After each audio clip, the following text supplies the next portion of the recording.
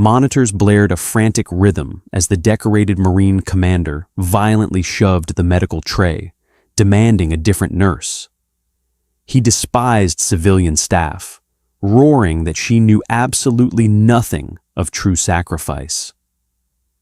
Unfazed, she quietly rolled up her scrub sleeve, revealing a faded ink insignia that made his heart stop: antiseptic and stale coffee. Those were the twin scents that greeted Catherine Bennett every morning at the Carl Vinson Veterans Affairs Medical Center. At 34, Catherine, known strictly as Cat to the exhausted staff of Ward 7C, was a senior trauma nurse whose reputation for unshakable calm was legendary. She did not coddle her patients, but she fought for them with a ferocity that intimidated even the attending physicians. On this particular Tuesday, the ward was vibrating with a distinct nervous energy. The source of the tension was in room 714. Retired Marine Commander Richard Sterling. Richard Sterling was a ghost of the Desert Wars, a man whose military record was as heavily decorated as his physical body was scarred. At 62, he possessed a frame carved from granite, though currently diminished by severe osteomyelitis, a deep bone infection stemming from decades-old shrapnel wounds, and a heart condition that was rapidly deteriorating. He was also, by unanimous staff consensus, an absolute nightmare. "He just threw his morning oatmeal at the wall," Nurse Brenda whimpered at the nurse's station, dabbing a stain from her scrubs. She was trembling. "He told me my incompetence was more lethal than enemy fire. I can't go back in there, Dr. Harrison. I just can't." Dr. Thomas Harrison rubbed his temples, staring at the thick medical chart in his hands as if willing it to combust. "He needs his intravenous antibiotics, Brenda. If he misses another dose, the infection in his femur will enter his bloodstream. We are looking at sepsis by nightfall." "Then find someone else," Brenda shot back, her voice cracking. "He demanded someone with a spine," his exact words. Kat stepped up to the counter, her expression unreadable. She reached out and pulled Richard Sterling's chart from Dr. Harrison's hands. Her green eyes scanned the thick stack of papers, darting past the blood test results and focusing entirely on the demographic and history section. Her gaze froze on a single line of text under his military service record: Commanding Officer, 3rd Battalion, 5th Marines, Sangin Province, Afghanistan, 2010. A subtle tightening of Kat's jaw was the only indication that she had read anything of note. She closed the metal binder with a sharp clack. "Draw up the vancomycin and a fresh saline flush," Kat said quietly. "I'll take him." Dr. Harrison sighed with palpable relief. "Be careful, Kat. He's completely uncooperative. He's in a tremendous amount of pain, but he refuses to admit it, and he's taking it out on anyone who walks through that door." "I've dealt with worse," Kat replied, her voice flat. She prepared the medication tray with methodical precision.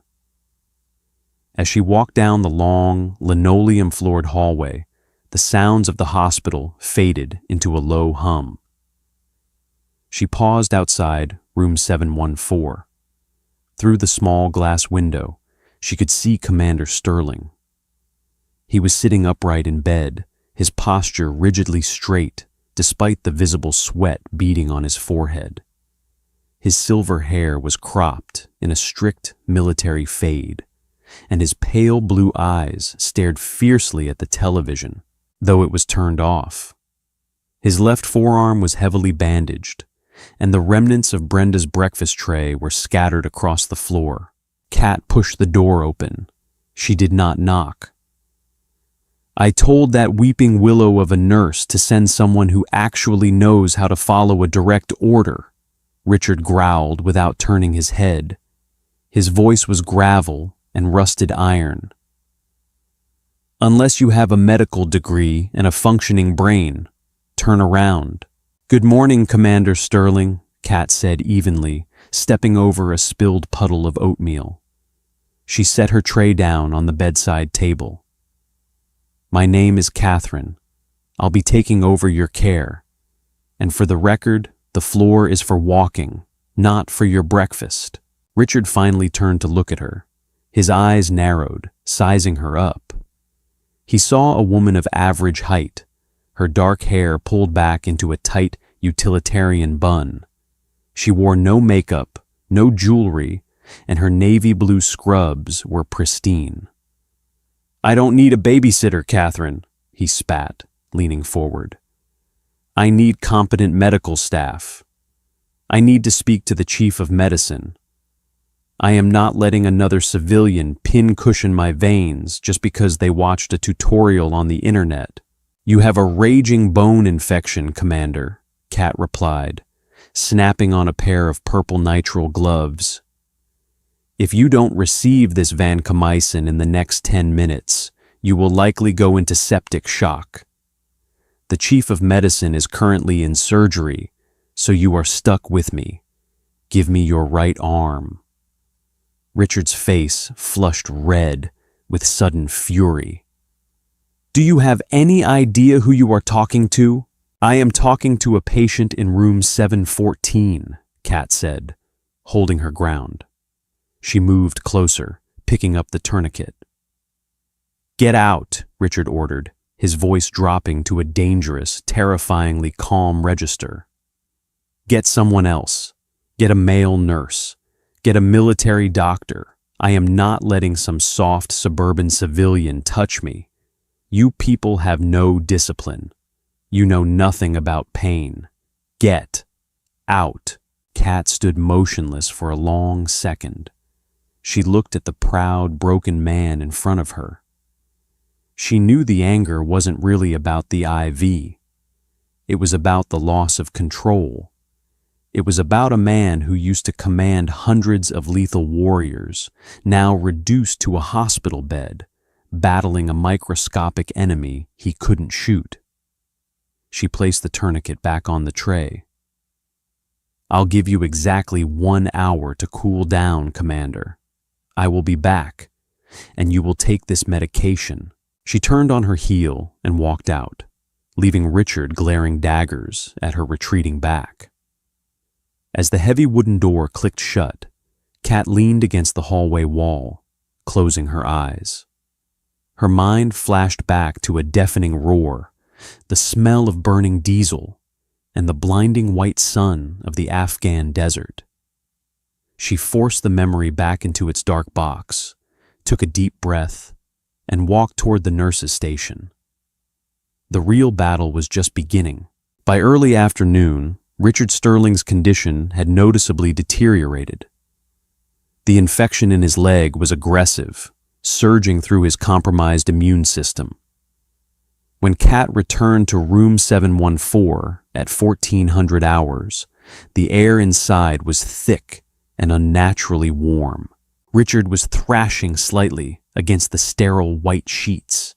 His skin was pale and slick with a feverish sweat, his breathing shallow and rapid. Despite his obvious physical decline, the defiant fire in his pale blue eyes remained unextinguished. If anything, the fever had stripped away whatever thin layer of civility he possessed, leaving only raw, unfiltered combativeness. I told you, Richard rasped as Kat entered, his chest heaving. Get someone else. I demanded a different nurse. Did you not hear the order?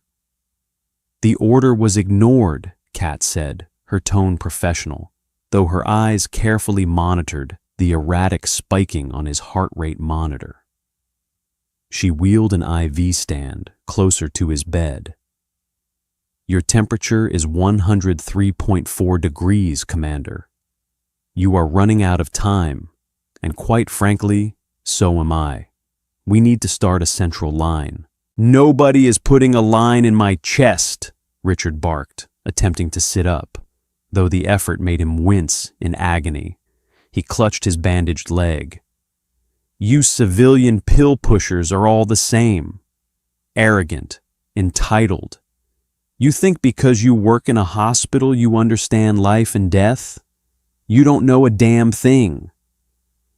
Kat calmly prepared the sterile field, ignoring his outburst.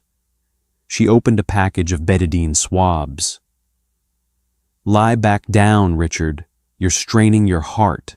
Don't call me Richard, he roared, slamming his good fist against the mattress. The sudden movement knocked his water pitcher to the floor, shattering the plastic and sending ice water pooling across the linoleum. You call me Commander. You haven't earned the right to use my name. None of you have. You sit here in your air-conditioned rooms, complaining about long shifts, while real men, better men than you will ever meet, bled out in the dirt. Kat stopped. She held a betadine swab mid-air. You want to talk about pain? Richard continued, his voice cracking with a mixture of rage and deep, suppressed grief. Delirium was beginning to blur the lines between the present and the past. You think a needle hurts? Try watching a 19-year-old kid holding his own intestines in his hands. Try writing a letter to a mother telling her that her son isn't coming home because a coward left an IED in a dirt road. You soft civilians, you don't know what it means to serve. You don't know what it means to hold the line. Richard was panting now, his eyes wide and unfocused, staring at a ghost only he could see. Private First Class Daniel Miller, he whispered hoarsely, tears finally breaching his stoic defenses. Corporal Jason Wyatt. I ordered them down that alley. I ordered them. You think you know pressure, little girl? Get someone else.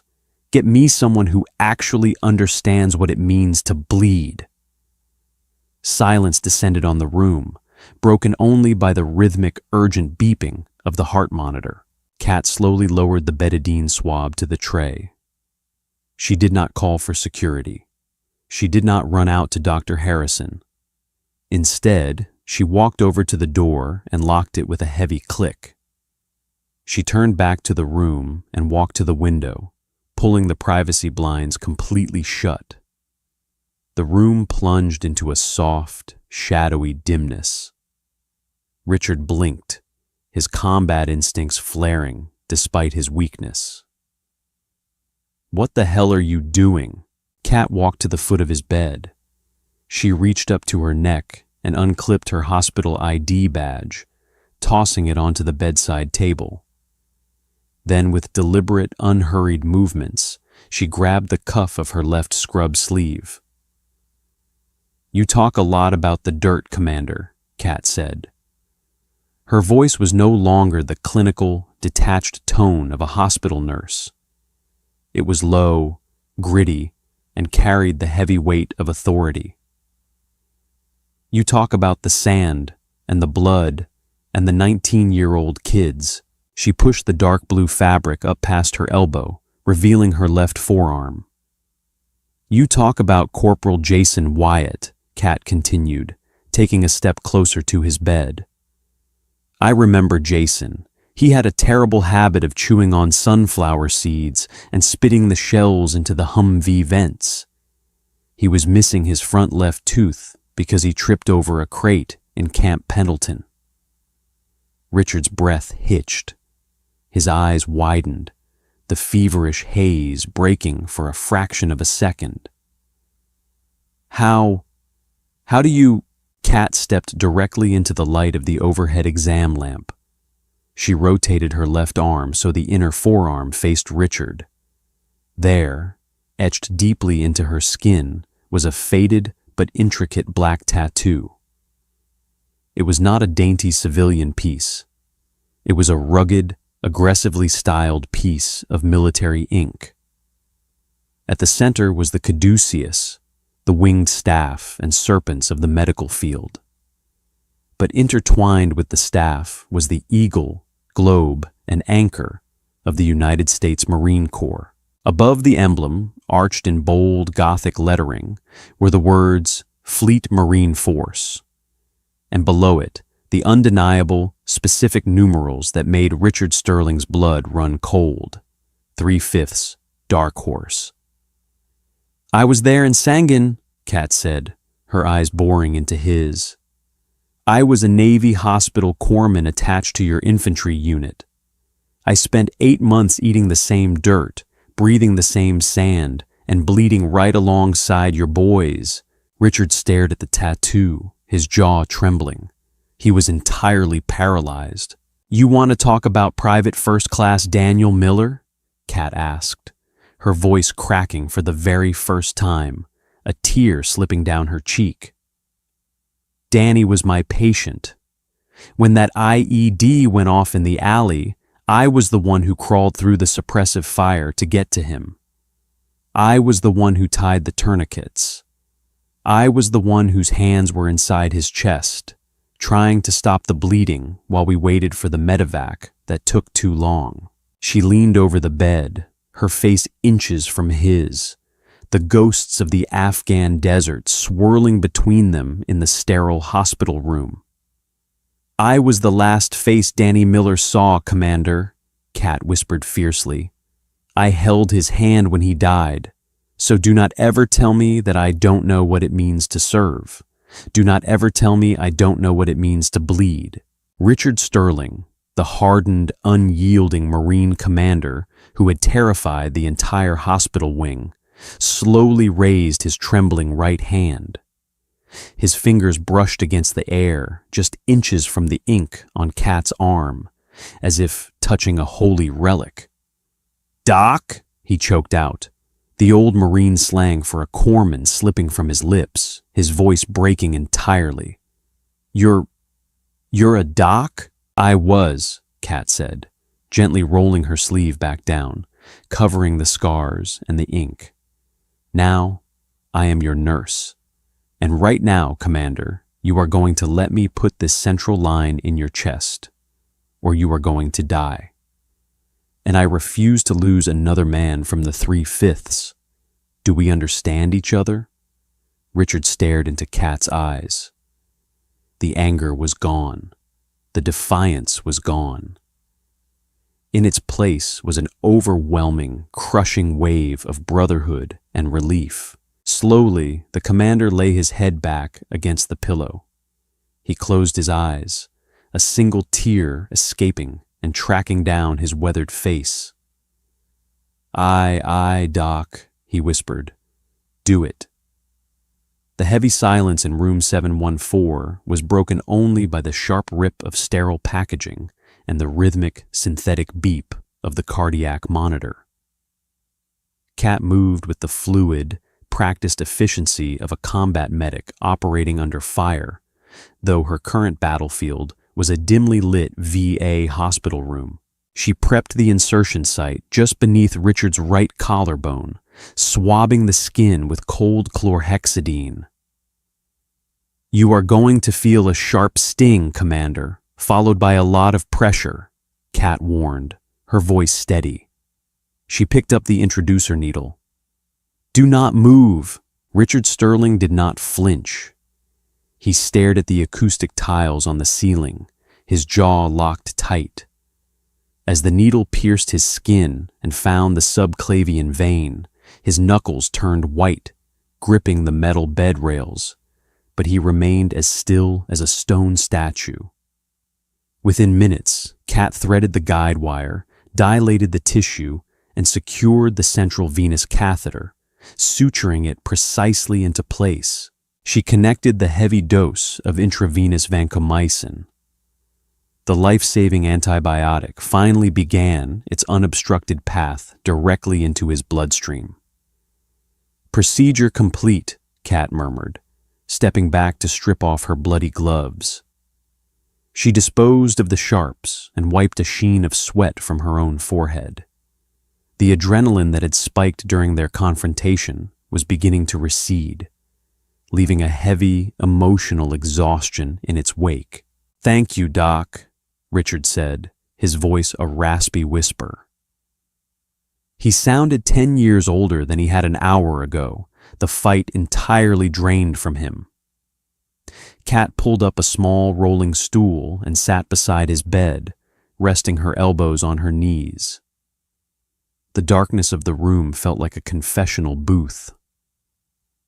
"You were a terror to my nurses today, Richard." "I know," he admitted, turning his head slowly to look at her. The fever was still burning brightly in his pale blue eyes, but the delirium had retreated. I thought I was back in Helmand Province. The smell of the antiseptic in this place, the beeping machines, it all started bleeding together, and then the pain hit my leg, right where the shrapnel took the bone." "Osteomyelitis doesn't care about your rank," Kat said softly.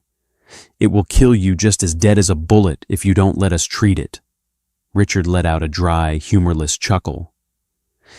"Maybe it should have. 12 years, Doc. 12 years I've been carrying the ghosts of 3rd Battalion, 5th Marines. You were there.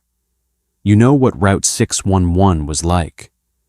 We lost 25 men in that deployment, 200 wounded, the highest casualty rate of any unit in the war."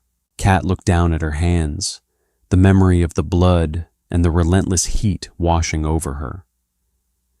"Dark Horse suffered. We all left pieces of ourselves in that valley. I ordered them down that alley in Sangin," Richard said, his voice trembling as the deep, festering wound of his guilt was finally laid bare. "Private First Class Daniel Miller, Corporal Jason Wyatt, Specialist Ryan Doherty. It was supposed to be a routine flank to secure a market intersection. I reviewed the drone footage myself. I cleared the route. I gave the command over the radio. Move to phase line yellow." Richard closed his eyes tightly, a tear escaping into the wrinkles at the corner of his eye. 10 seconds later, the earth opened up, a pressure plate IED, and then the ambush, heavy machine gun fire from the rooftops. I sent them into a slaughterhouse, Kat. I have to live with that every single day. I see Miller's mother at his funeral in Arlington. I see her face every time I close my eyes. Kat let him speak. She knew the crushing weight of survivors' guilt. It was an epidemic among their kind. She reached out, her hand gently resting over his uninjured forearm. "Commander," Kat said, her tone carrying a gentle but absolute authority. "I need you to listen to me very carefully." Richard opened his eyes, looking at her through a blur of tears. "You did not send them into a slaughterhouse," Kat stated firmly. "You sent them to the right place, at the exact right time." Richard shook his head bitterly. "Don't patronize me, Doc. The intel was flawed." "The intel was perfectly accurate for a flanking maneuver," Kat countered, leaning closer. "But what you never read in the final after-action reports, because it was classified by battalion command until 3 years ago, was what Miller and Wyatt actually found in that alley." Richard stopped breathing. He stared at her, the heart monitor picking up a slightly faster rhythm. "What are you talking about?" "When I crawled into that alley to get to Danny," Kat explained, the memory playing like a vivid, terrifying movie behind her eyes. "He wasn't just lying in the dirt from a random blast. His body was positioned in front of a heavy iron gate. Behind that gate was a courtyard, and inside that courtyard was a white Toyota Hilux packed floor to ceiling with artillery shells and homemade explosives." Richard's eyes widened in absolute shock. "It was a VBIED, Kat continued, her voice thick with emotion. "A vehicle-borne improvised explosive device. The insurgents were holding it in that alley, waiting for your main command element, your convoy, to roll past the market square. If that truck had pulled out into the street, it would have vaporized 3 Humvees. It would have killed 80 Marines. It would have killed you." Kat squeezed his arm gently. Danny Miller saw the truck. He saw the insurgents trying to open the gate. He and Wyatt didn't trigger a random IED. They actively engaged the gatekeepers. They threw a frag grenade to disable the truck, and the insurgents detonated a smaller defensive charge in panic. That's what killed them. They didn't die because of a bad order, Richard. They died because they made a split-second decision to sacrifice themselves to stop that truck from reaching the main road. They died saving the rest of us. The silence that followed was absolute, deafening in its intensity. Richard Sterling, a man forged in the fires of the most brutal combat of the modern era, began to weep. It was not the quiet, dignified tearing of an officer. It was a guttural, chest-heaving sob that tore through his ribs. 12 years of unrelenting, toxic guilt, the belief that his incompetence had murdered his boys, shattered into a million pieces on the linoleum floor of Ward 7C. Kat stood up and did the only thing a corpsman could do. She wrapped her arms carefully around the commander's trembling shoulders, holding him as the fever broke, and the ghosts of Sangin were finally allowed to rest. Over the next 2 weeks, the transformation on Ward 7C was nothing short of miraculous. The vancomycin, delivered effectively through the central line Kat had placed, aggressively beat back the osteomyelitis. Richard's fever vanished within 48 hours, and the color returned to his face. But the physical healing was secondary to the profound psychological shift in the commander. The terrifying, belligerent patient who had thrown oatmeal at Nurse Brenda was gone. In his place was a quiet, fiercely respectful veteran who followed every medical directive to the letter. He became the model patient of the VA hospital, but his absolute loyalty was reserved exclusively for Kat. "Good morning, Dr. Harrison," Richard boomed one Tuesday morning as the attending physician walked in, flanked by medical residents. "You can skip the long speech. Doc Bennett already checked my vitals, flushed my line, and reviewed my white blood cell count. It's down to 9,000. I'm ready for oral antibiotics." Dr. Harrison blinked, looking at the chart and then at Kat, who was standing quietly in the corner, a smirk playing on her lips. "Well, Commander, it seems Nurse Bennett is running my ward now." "She ran a triage unit under heavy mortar fire, Doctor," Richard replied sharply, though there was a twinkle of humor in his eye. "I think she can handle a few clipboards. Treat her with the respect she has earned." "Always," Dr. Harrison smiled, shaking his head. "We are scheduling your discharge for this Friday, Richard. You're very lucky." "I know exactly how lucky I am," Richard said, his eyes finding Kat's across the room. When Friday arrived, the autumn sun was streaming through the hospital windows, casting long golden shadows across the lobby. Kat had just finished her morning rounds when she was called down to the main discharge desk by the head charge nurse. "They're waiting for you, Kat," the charge nurse whispered, pointing toward the heavy glass doors. Kat frowned, walking around the counter. As she stepped into the center of the lobby, she stopped dead in her tracks. Waiting for her was Commander Richard Sterling, sitting upright in a wheelchair, dressed sharply in civilian clothes with a dark blazer and a USMC veteran cover on his head. But he was not alone. Standing in a rigid, silent semicircle behind his wheelchair were 6 men. They wore a mix of civilian clothes and leather motorcycle cuts, but their bearing was unmistakable. Some had prosthetic limbs. Some had visible burn scars. All of them carried the heavy, unmistakable aura of men who had seen the edge of the world. Kat recognized them instantly. her breath caught in her throat.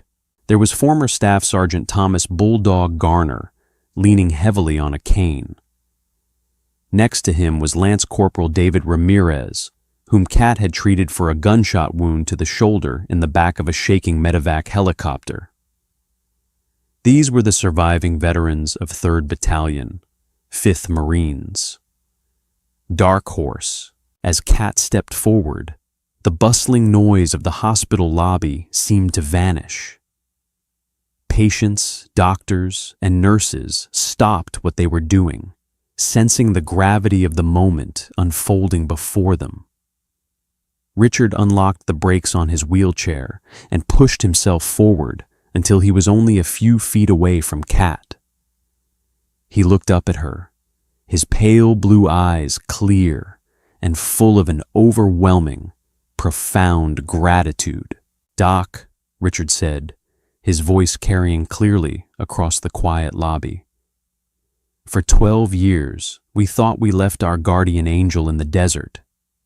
We didn't know she was still here, still fighting, still saving lives." He reached into his blazer pocket and pulled out a small, worn wooden box. He held it out to her. Kat's hands were trembling as she took the box. She unlatched the tiny brass clasp and opened the lid. Resting on a bed of faded velvet was not a medal, nor a challenge coin. It was a pair of silver dog tags, heavily scratched and dull from the desert sand. The name stamped into the metal read, "Miller,